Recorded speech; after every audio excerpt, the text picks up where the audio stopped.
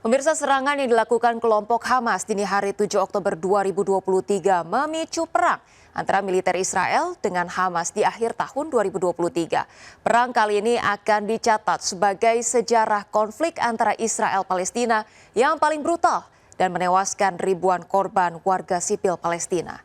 Hingga hari ke-90 pemirsa, serbuan kelompok Hamas dan respons serangan balik militer Israel berlanjut menjadi ajang pembantaian warga sipil Palestina di Gaza.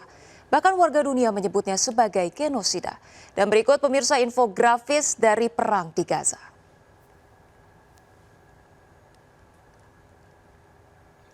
Ya pemirsa, setelah 90 hari konflik antara Israel dan Palestina, ribuan orang menjadi korban perang. Di mana jumlah korban tewas terbanyak adalah warga sipil Palestina. Total korban warga Palestina yang tewas di Gaza hingga pekan ini mencapai 22.185 orang. Di mana pemirsa, dari jumlah itu 9.100 korban tewas adalah anak-anak dan 6.500 orang wanita. Sementara jika kita lihat dari korban luka-luka pemirsa ini mencapai 57.035 orang.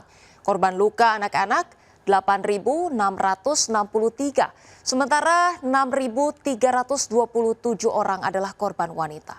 Sementara itu sejumlah 7.000 orang masih dinyatakan hilang.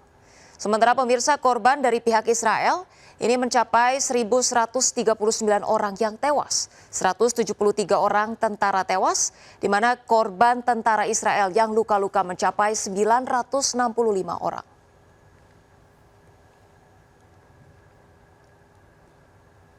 Ya, dan berikutnya pemirsa, jika kita lihat bersama dalam perang kali ini, Israel dinilai melakukan sejumlah pelanggaran hukum internasional.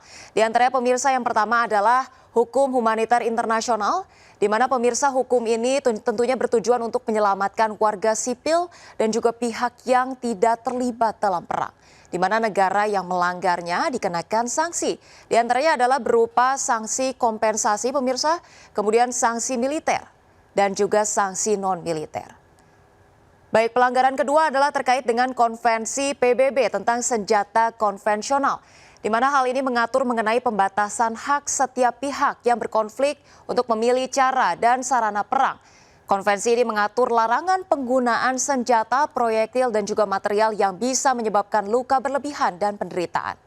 Dan berikutnya pelanggaran yang terkait dengan Statuta Roma pemirsa, di mana Pengadilan Kriminal Internasional ini untuk mengadili kejahatan perang, kejahatan kemanusiaan, dan juga genosida, di mana definisi kejahatan perang pemirsa ini dapat dikategorikan sebagai serangan yang sengaja menargetkan warga sipil, kemudian permukiman warga dan juga pekerja kemanusiaan.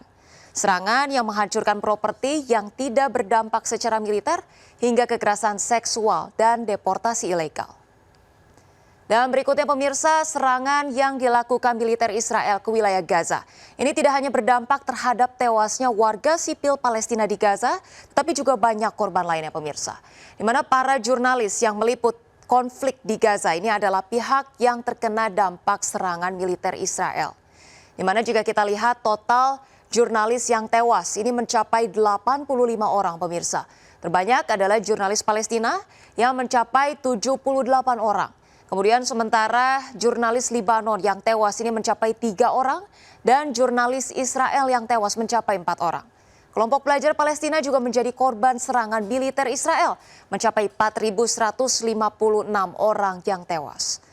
Kemudian sejumlah bangunan juga hancur dihantam serangan Israel, antara lain adalah 381 unit sekolah pemirsa. Terdapat pula ribuan rumah warga Palestina, kemudian rumah ibadah, rumah sakit, kemudian kamp pengungsi dan juga museum yang hancur akibat serangan militer Israel. Ya pemirsa, perang yang berlangsung di Gaza dikhawatirkan masih belum akan berakhir dalam waktu dekat. Bahkan eskalasinya akan meningkat setelah militer Israel dilaporkan membunuh pimpinan kelompok Hamas dan kelompok Hizbullah. Serangan bom yang menewaskan ratusan orang saat memperingati kematian seorang jenderal Iran di kota Kerman, serta serangan militer Amerika Serikat terhadap tentara Yaman di Laut Merah juga berpotensi memicu perluasan konflik di Timur Tengah.